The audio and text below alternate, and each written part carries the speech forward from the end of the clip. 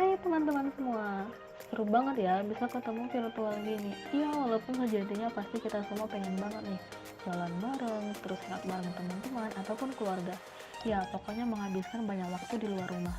Tapi kondisi yang ada, tetap bersyukur ya teman-teman, dan tetap jaga protokol kesehatan dimanapun kita berada. And better to stay at home. Oke, seneng banget deh bisa ketemu teman-teman dalam bahasan kita kali ini. Oke, di video ini kita bakal bahas apaan sih? Jadi kali ini kita bakal bahas tentang sesuatu yang sering banget didengar oleh kaum milenial. Yap, bener banget, investasi. Teman-teman pasti pernah dong mendengar kata yang satu ini atau bahkan mungkin lewat dalam bentuk iklan yang mengganggu kita saat menonton YouTube. Atau sering banget nih dengar ajakan teman, yuk bro main saham atau mulai investasi di masa muda. Dan perlu kita ketahui ya teman-teman, kalau investasi ini sifatnya high risk high return. Yap, bener banget. Kalau risikonya besar, maka diikuti oleh imbalan atau return yang besar pula. Begitupun sebaliknya. Tapi nih ya, banyak banget nih investasi atau saham yang dalam tanda kutip pernah kita dengar bodong atau gorengan gitu ya. Dimana maksudnya adalah kita diiming-imingi oleh return yang besar, tapi kita juga lupa kalau risknya itu juga besar.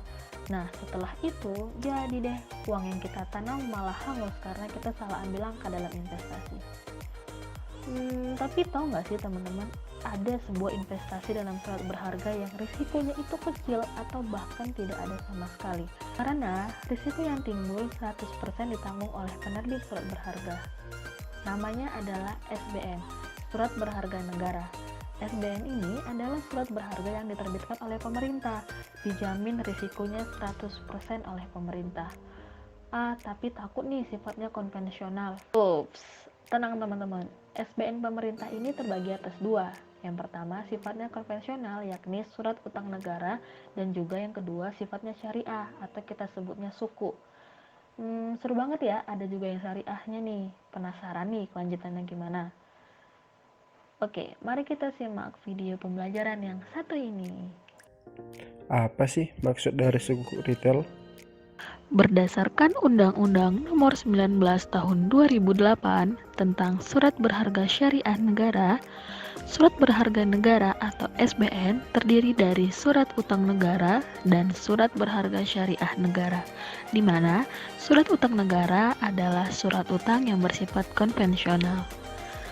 Nah, selanjutnya, surat berharga syariah negara merupakan surat berharga negara yang diterbitkan berdasarkan prinsip syariah sebagai bukti atas bagian penyertaan terhadap aset SBSN baik dalam mata uang rupiah maupun falas. Selanjutnya, sukuk negara retail. Sukuk retail adalah produk investasi syariah yang ditawarkan oleh pemerintah kepada individu warga negara Indonesia sebagai instrumen investasi yang aman, mudah, terjangkau, dan menguntungkan. Nantinya, dana ini akan digunakan untuk membantu pembangunan nasional, menangani COVID-19, dan juga membangun infrastruktur. Prinsip syariah maksudnya bagaimana? Maksud dari prinsip syariah, sukuk retail ini dikelola berdasarkan prinsip syariah, di mana maksudnya adalah tidak mengandung unsur masyir atau judi, tidak mengandung riba, serta telah dinyatakan sesuai syariah oleh Dewan Syariah Nasional Majelis Ulama Indonesia. Selain itu, penerbitan sukuk retail menggunakan struktur akad ijaroh atau aset to be lease. Selanjutnya, karakteristik sukuk retail. Apa aja sih karakteristik yang dimiliki oleh sukuk retail ini? Oke, mari kita bahas satu persatu. Yang pertama, karakteristik sukuk retail ini adalah untuk individu warga negara Indonesia, di mana penerbitannya dikhususkan untuk warga negara Indonesia sendiri. Nah, apalagi bagi kita milenial, bisa banget nih untuk beli sukuk retail ini. Yang kedua, pengelolaan investasi dengan prinsip syariah, di mana menggunakan prinsip sesuai ajaran syariah Islam.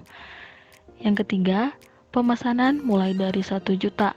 Nah, jadi angka yang bisa kita beli adalah mulai dari 1 juta rupiah.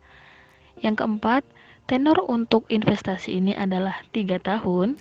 Dan yang kelima, Imbalan sukuk retail ini bersifat tetap, di mana dibayarkan setiap bulan. Dan yang terakhir, sukuk retail ini bersifat tradable, artinya dapat diperdagangkan. Penerbitan sukuk retail memiliki beberapa tujuan. Yang pertama adalah untuk membiayai APBN dan pembangunan proyek infrastruktur di Indonesia. Yang kedua, untuk menyediakan alternatif instrumen atau diversifikasi investasi bagi investor retail. Yang ketiga, untuk mendukung stabilitas pasar keuangan domestik dan memperluas basis investor dalam negeri. Yang keempat, untuk mendukung pengembangan pasar keuangan syariah di Indonesia. Selanjutnya, kalau kita beli sukuk retail ini, keuntungannya apa aja? Bicara soal keuntungan, sukuk retail memiliki banyak keuntungan loh. Yang pertama, pokok pinjaman dijamin oleh negara. Dalam artian, investasi yang kita lakukan terhadap suku retail akan dikembalikan oleh negara pada saat jatuh tempo. Yang kedua, tingkat imbalan kompetitif, di mana imbalan yang kita terima lebih tinggi dari rata-rata tingkat bunga deposito Bank BUMN. Yang ketiga, tingkat imbalannya tetap. Nah, yang keempat, imbalan dibayar tiap bulan. Nah, imbalan yang kita terima sifatnya tetap dan dibayar setiap bulan yang akan ditransfer ke rekening kita masing-masing. Yang kelima, sukuk retail ini dapat diperdagangkan di pasar sekunder antar investor domestik. Yang keenam, kita bisa membeli sukuk retail ini cukup dengan 1 juta rupiah. Yang ketujuh, dengan membeli sukuk retail ini mendukung pembiayaan pembangunan nasional. Yang kedelapan, akses investasi sesuai dengan prinsip syariah. Emang penjualan sukuk retail akan digunakan untuk apa?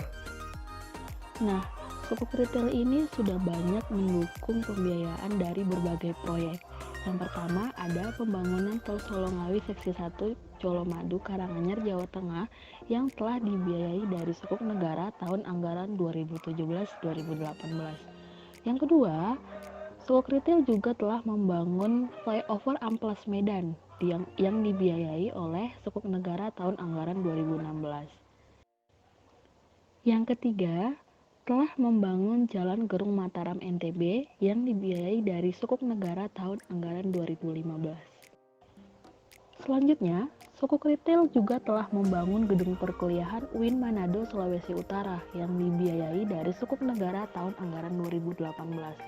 Selain itu juga pembangunan gedung perkuliahan IAIN Salatiga Jawa Tengah yang telah dibiayai dari sukuk negara tahun anggaran 2015-2016. Dan sukuk retail juga telah membangun jalur kereta double track Selatan Jawa, Cirebon, Kroya, Solo, Madiun, Jombang yang dibiayai dari sukuk negara tahun anggaran 2013 hingga 2019. Nah, selanjutnya sukuk retail juga telah membiayai pembangunan asrama Haji Makassar dan juga telah membangun jembatan Yotefa di Papua. Selain itu, sukuk retail juga telah digunakan untuk membiayai pembangunan UIN Sunan Gunung Jati, Bandung. Ternyata masih ada lagi loh. Nah, ternyata sukuk retail juga telah mendukung pembiayaan pembangunan jembatan Musi 4 Palembang dan juga pembangunan double track KA Manggarai Cikarang dan yang terakhir telah mendukung pembiayaan terowongan KA Notok Banyumas. Wah, menarik banget nih. Aku jadi pengen investasi. Jadi, harus beli di mana dan bagaimana? Oke, mari kita bahas. Nah, untuk sukuk retail yang sekarang adalah seri SR013, di mana maksudnya adalah pemerintah telah menerbitkan 13 kali sukuk retail. Nah, pada kesempatan kali ini, sukuk retail ke-13 memberikan imbalan sebesar 6,05% per annual, per tahun ya teman-teman. Dan imbalan SR13 ini bersifat tetap, artinya imbalan yang kita terima tiap bulan juga jumlahnya tetap dan selalu sama. Lalu caranya bagaimana? Begitu ya. Oke, ada 4 langkah berinvestasi dalam SR13 ini. Yang pertama dimulai dari registrasi, dan yang kedua pemesanan, dan yang ketiga pembayaran, dan yang terakhir adalah konfirmasi. Yang pertama, kita mulai dari registrasi dulu. Nah, pertama kali proses pendaftaran calon investor melalui sistem elektronik yang disediakan oleh mitra distribusi. Nah, dengan cara memasukkan data-data antara lain data diri, nomor SID, dan juga nomor rekening dana dan nomor rekening surat berharga. Selanjutnya, calon investor yang belum memiliki nomor SID, rekening dana, dan atau rekening surat berharga akan dibantu oleh mitra distribusi untuk mendapatkan SID dan rekening lainnya. Nah, langkah yang kedua adalah melakukan pemesanan. Setelah registrasi berhasil, calon investor akan melakukan pemesanan SR13 dengan sebelumnya membaca ketentuan dalam memorandum informasi. Pemesanan hanya dapat dilakukan pada saat masa penawaran SR13. Langkah selanjutnya adalah melakukan pembayaran. Setelah pemesanan diverifikasi, calon investor mendapatkan kode pembayaran melalui email atau SMS sesuai dengan kebijakan masing-masing mitra distribusi. Selanjutnya, kode pembayaran ini akan digunakan untuk penyetoran dana investasi melalui bank persepsi, teller, ATM, atau internet banking dalam batas waktu yang telah ditentukan. Nah, langkah yang terakhir adalah konfirmasi. Setelah melakukan pembayaran, calon investor akan memperoleh NTPN. NTPN adalah nomor transaksi penerimaan negara. Oke, sekarang kita akan mencoba melakukan beberapa simulasi penghitungan pembelian sukuk retail ini.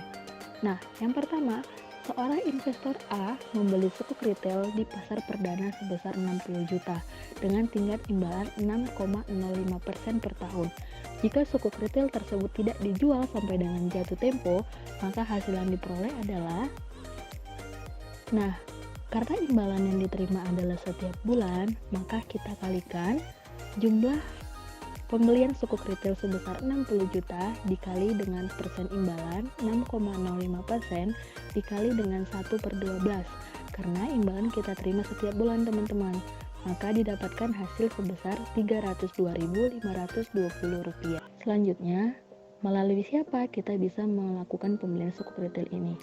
Nah, pembelian bisa dilakukan melalui banyak mitra distribusi yang ada, seperti bank-bank umum, yakni BCA, BRI, BNI, Mandiri, Bank BTN, dan bank-bank lainnya. Jadi, kamu bisa pilih bank mana yang akan kamu jadikan mitra distribusi sesuai dengan rekening bank yang kamu punya. Tapi ragu nih, masih takut sama risiko yang timbul kalau aku beli sukuk retail ini. Bagaimana ya? Selanjutnya, kita akan membahas kira-kira ada nggak sih risiko yang timbul pada investasi sukuk retail ini. Nah, pada prinsipnya, investasi sukuk retail ini merupakan investasi yang bebas dari risiko gagal bayar. Karena pembayaran pokok dan imbalan sukuk retail akan dibayar kembali kepada kita dan telah dijamin penuh oleh negara dan undang-undang. Nah, yang kedua adalah risiko likuiditas. Kira-kira ada nggak sih? Nah, jika kita pemilik sukuk retail mengalami kekurangan likuiditas dan benar-benar memerlukan dana, kamu bisa menjual kembali sukuk retail yang kamu punya, karena sukuk retail ini sifatnya dapat diperdagangkan kembali. Nah, kira-kira kita menjualnya kemana? Begitu ya. Nah, kita bisa menjual kembali sukuk retail yang kita punya melalui mitra distribusi yang ada dengan mengikuti ketentuan dan persyaratan yang berlaku. Jadi nggak usah khawatir dengan risiko yang timbul, karena pertama, sukuk retail ini tidak memiliki risiko gagal bayar. Dan yang kedua, jika kamu mengalami kekurangan likuiditas, kamu bisa menjualnya kembali.